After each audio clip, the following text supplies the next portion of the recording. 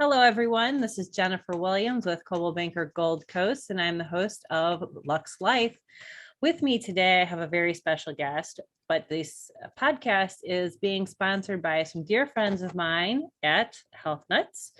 Go check them out. They are the ones that keep me running healthy and keep all of my energy levels going on par, especially during this winter season.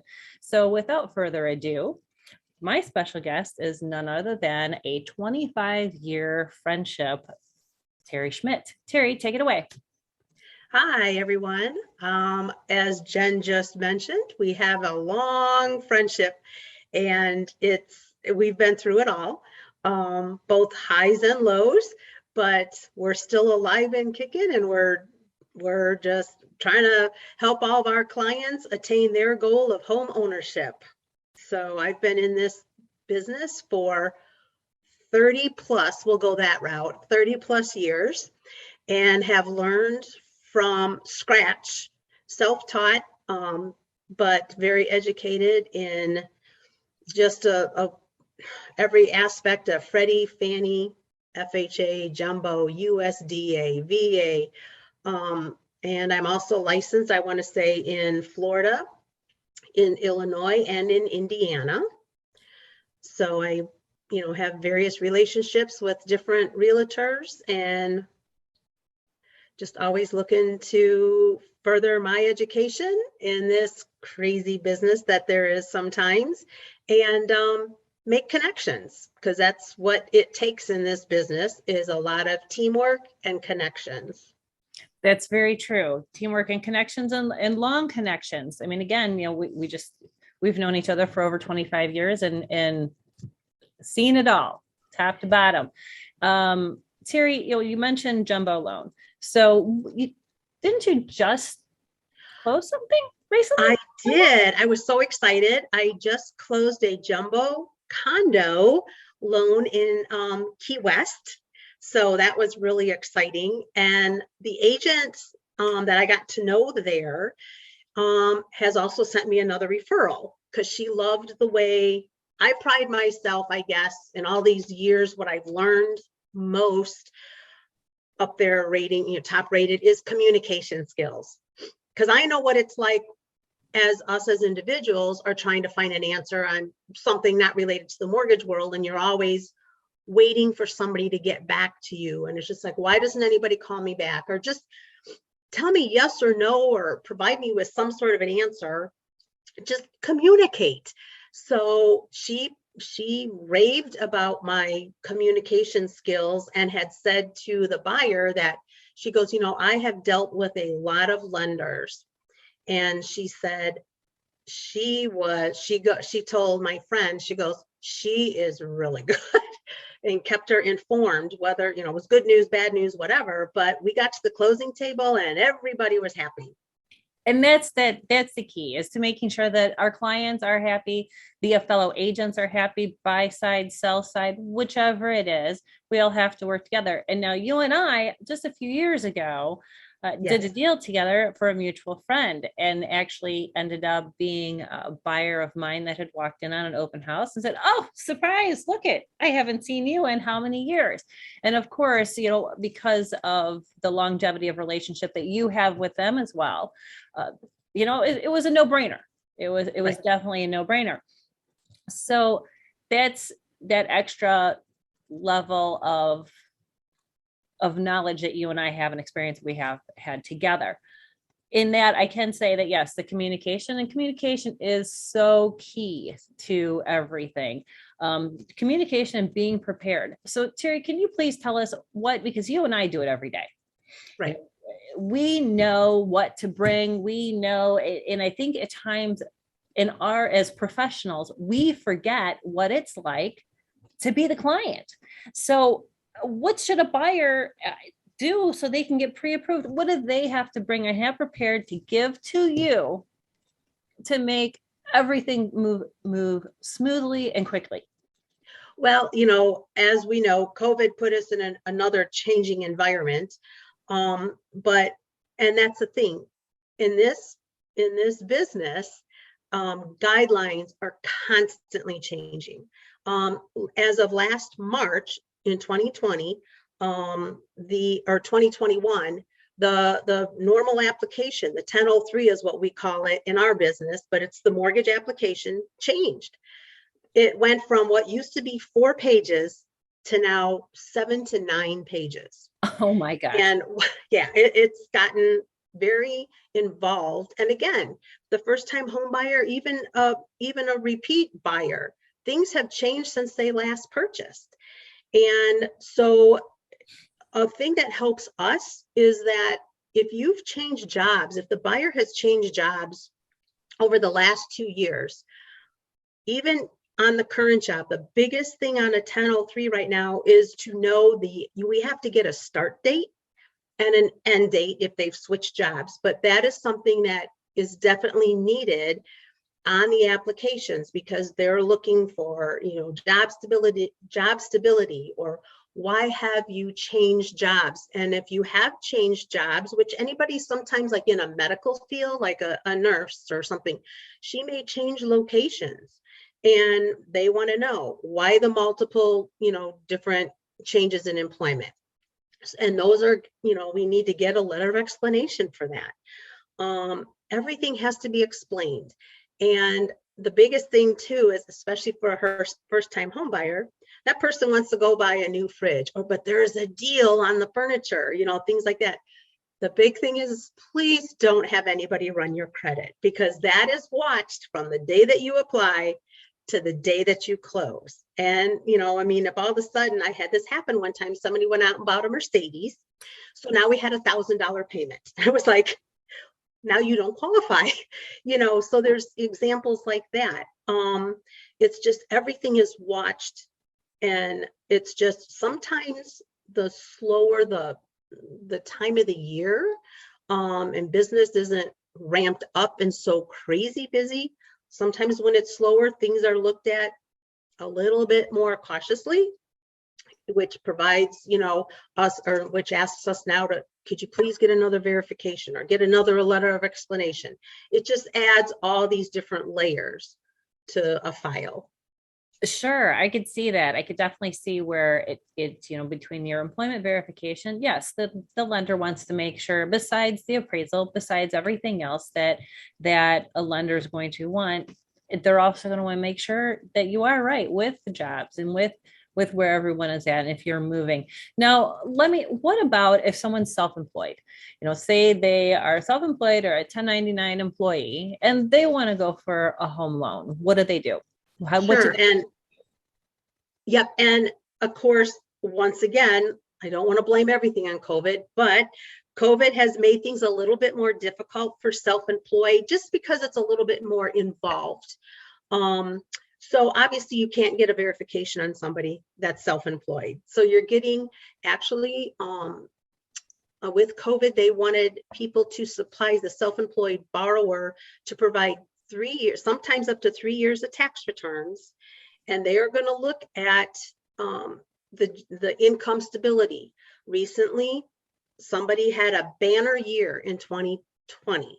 So, but then in 2021, there was a more than 20% decrease in what was usable income. So then that generated another letter of explanation. And then we had to go back and actually use 3 years of employment average to come up with what the income was going to be. And it was just because of Fannie and Freddie. We were hoping we're going to possibly change the requirements, lighten back up, I guess you would say, because there was a time when the self-employed borrower was a little bit easier to do than the normal W-2 employee. However, with COVID, that brought about all other overlays. And now in the financing world, when we talk about this with various underwriters and things like that, it does not appear that Freddie and Fannie are going to lighten up on some of those new guidelines.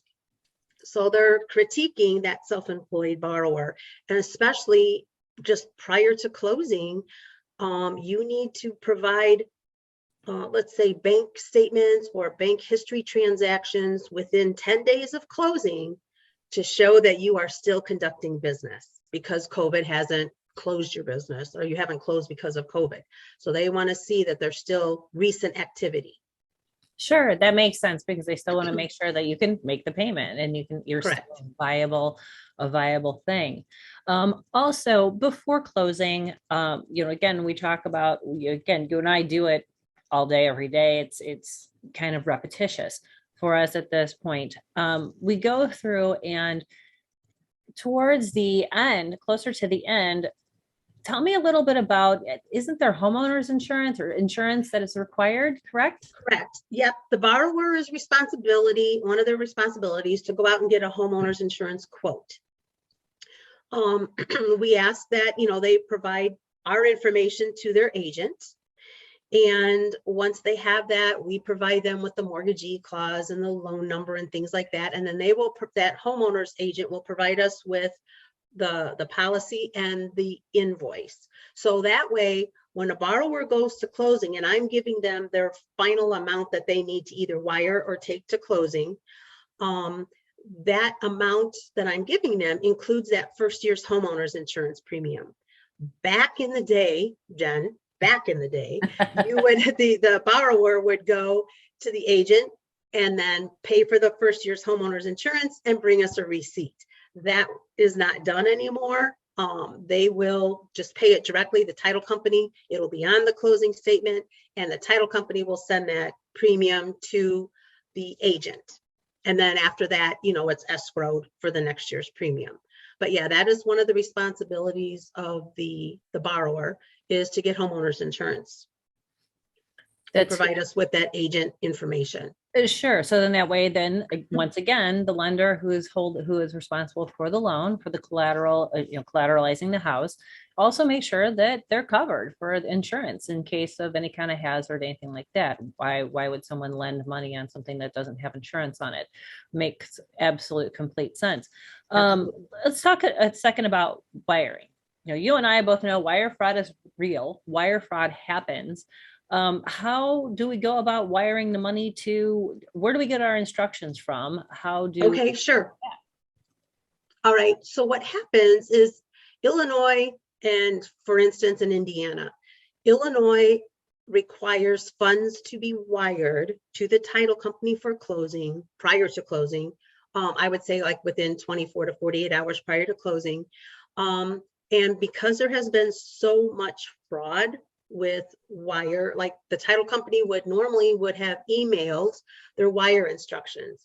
Well, there has been cases, and we've experienced, I think we had one buyer that had happened to, was he wired some funds and it was fraudulent. So the title company, what we do is we provide the title company phone number to the borrower. And we ask the borrower to please contact the title company directly, and they will verbally give you their wiring instructions to avoid, that little blurb of possible wire fraud. What I had touched upon was in Illinois, excuse me, if you need $50,000 or more, those funds need to be wired. If you only needed $48,000 to closing, you can take a bank cashier's check to the title company for that amount. In Indiana, it differs, and their Good Funds Act is if it's anything more than $10,000, Indiana will require you to wire the funds. If it's less than $10,000, you can take a bank cashier's check. So we're constantly monitoring, where am I closing at? What state am I in? And what are the requirements? But again, the wiring instructions are never emailed.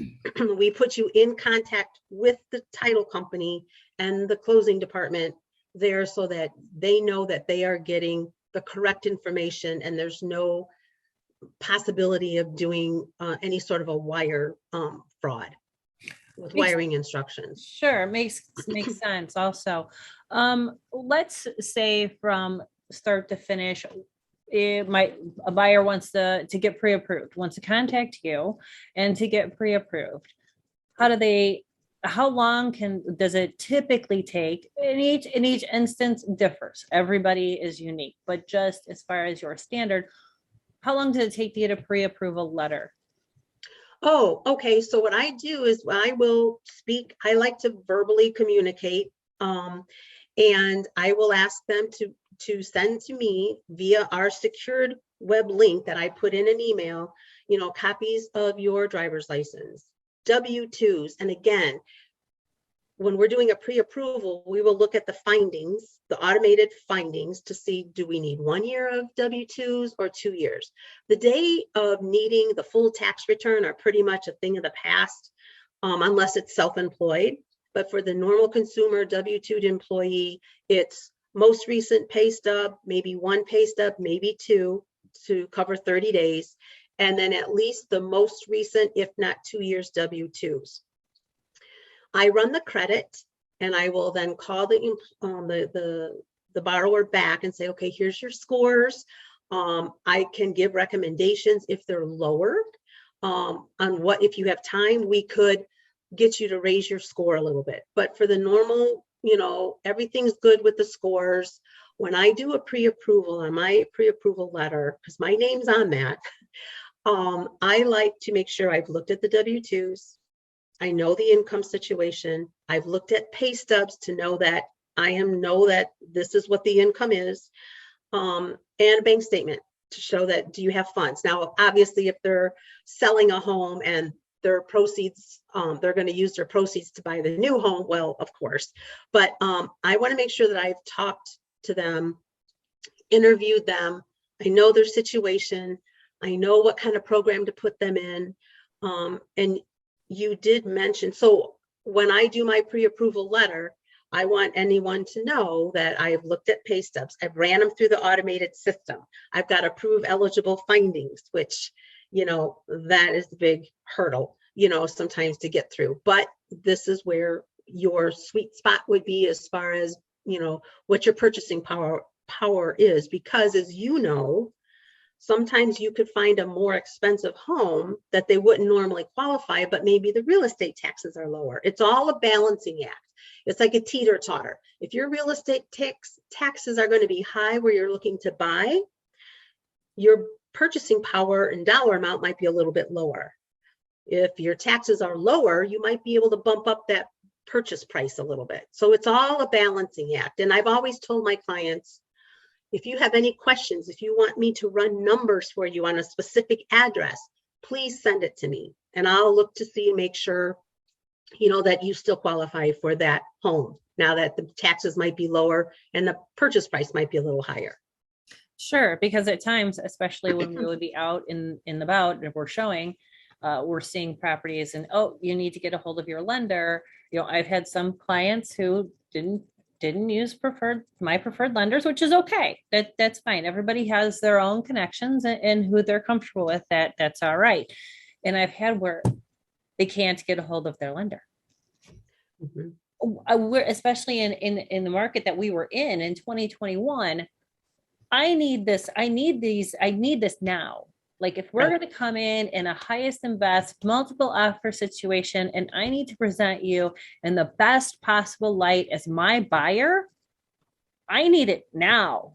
Not to be demanding, but I'm being demanding on my behalf and my clients. Get it to me now, because you have to get it to me now. So that's refreshing to know that, which I mean, I've experienced with you, so it's no surprise to me that you would be that communicative and have that turned around right away. So then that way we could present, because you and I both know, again, we have sometimes it's highest and best by noon. It's 11 o'clock. I just showed the property.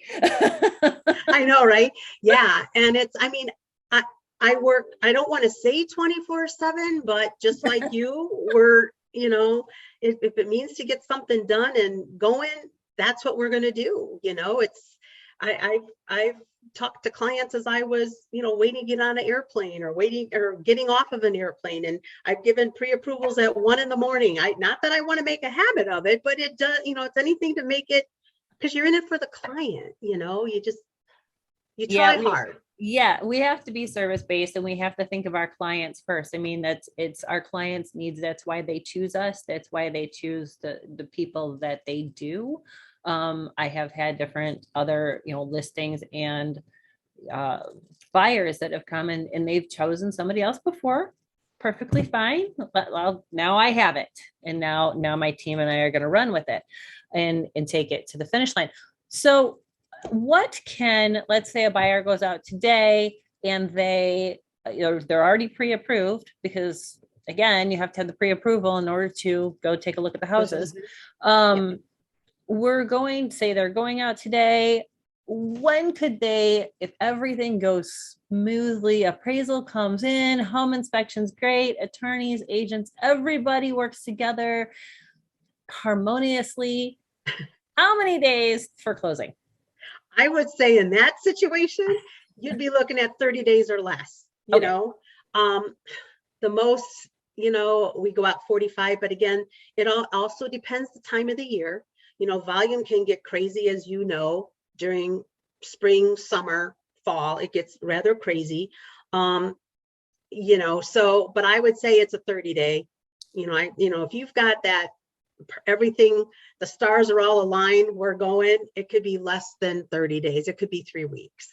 Okay, just sure. Because when the stars and the moon are all aligned, everybody's happy. It's we all breathe the breath of fresh air. Oh my gosh. Yes, we do.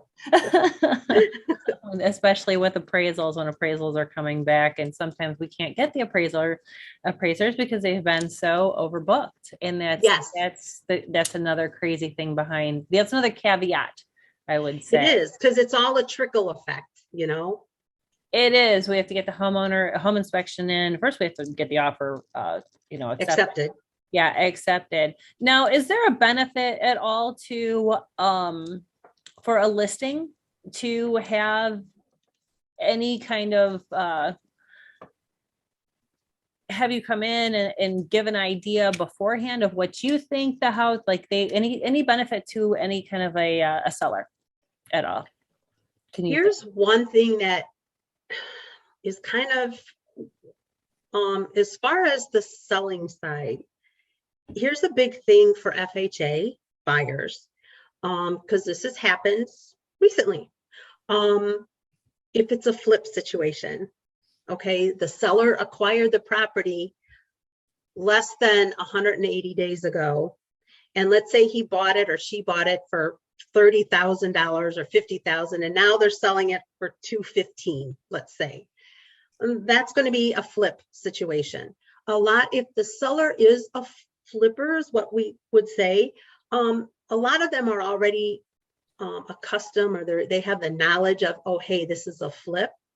One of the things I kind of do too is when I go in, if someone's interested in an address, I'll bring it up and I'll go to the history and I'll go, oh, it shows that it was purchased 3 months ago for $50,000, and now the purchase price is $200,000. So we just I'll just put that out there. I mean, it's not that it's a bad thing.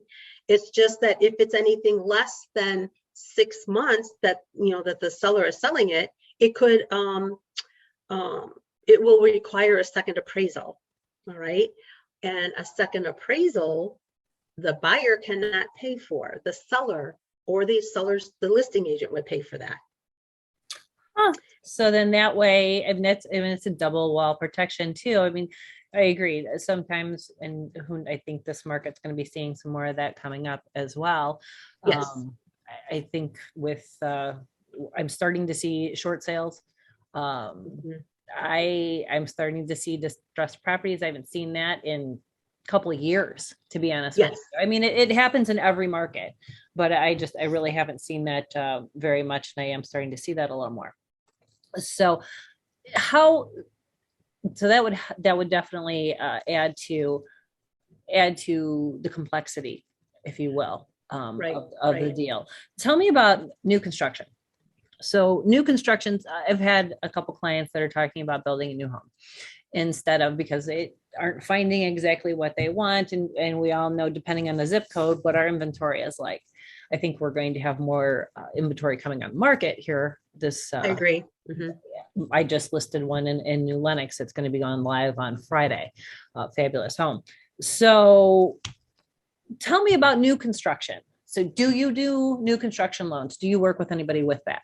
We will do the end loan for new construction. Normally it's the builder, it all depends on the new construction. The builder's usually financing that, and then we do the end loan. We can lock a rate, up to 6 months out there, 9 months out there. Your better rate your best rate is going to come in to really lock it in is when you're 30 to 45 days out from completion. But again, on new construction, you're going to have your upfront appraisal that's going to be done, and then it'll be required when it's complete. The appraiser goes out, make sure that everything's been completed as required. We're all good. At this time of the year, you might get an escrow holdback for landscaping, just because they're not going to be out planting trees probably or anything right now. Not successfully. No, they will not. No, they won't look pretty come spring, I'm going to guess. No. So sometimes you can have an escrow holdback for landscaping. There's not too many other things you can really hold back on. So yes, as far as the construction, like the different draws and things like that, that's normally done. If you're buying directly from the builder, then we just do the end payout. Okay, sure. If somebody wants to actually build their own home, well, let's see, since 08 and 09, that kind of, you'd have to probably have a good reputation with a small community bank. Maybe that would still allow you to be your own general, because those days are pretty much gone. Sure, that makes sense. Where, again, there are a lot of things have changed in the over 25 years we've known each other. Yes. So, Yep. So that's definitely good food for thought. So Terri, give me how can somebody get a hold of you? What's your contact information? What lender do you represent? Email address, website, whatever you'd like to share. Somebody listens to the podcast and says, you know what, I want to give Terri a call because I kind of like what she's got to say. Well, like I said, I just, I pride myself on my communications, and I hold, especially for the first time home buyer, I tell my clients, I will hold your hand. Don't worry about it. And I've actually had good reviews on that, that stated, she helped me. I was so nervous. I was a first time home buyer, didn't know, because it is overwhelming. As you know, it is really overwhelming, not to scare anybody from buying, but some of it can be a little overwhelming. But you can definitely reach out to me. If you can contact me on my cell, everybody, we're all moving and shaking and whatever. So my cell is my best number to reach me at. It's 708-370-1030. You can also find me under our teams on themortgageexchange.com. You can look us up there. You can look up the company there. We pride ourselves in the fact that we're not a super, super huge company, although we are growing leaps and bounds, but we're a small, we're a small lender with a big impact. We pride ourselves in trying to, because we all are aware that not every borrower is the same. So we will help everybody individually as we can. You can reach me via email, which would be Terri. It's T as in Tom, ERRI @themortgageexchange.com. That's my direct email. You can reach me there as well. Wonderful. And you're also on LinkedIn, because I know we are connected. I am on LinkedIn. I'm on Facebook. Yeah. So, but yeah, LinkedIn, I'm out there as well. Yep. Wonderful. Well, thank you, Terri, so much for coming on my podcast and to talking to our audience and giving us a wealth of information, and look forward to continuing to work with you in the future. And this is Jennifer Williams with Coldwell Banker Gold Coast, and this is Lux Life. I'm your host, Jennifer Williams. 708-710-9266. Thanks a lot and have a great day.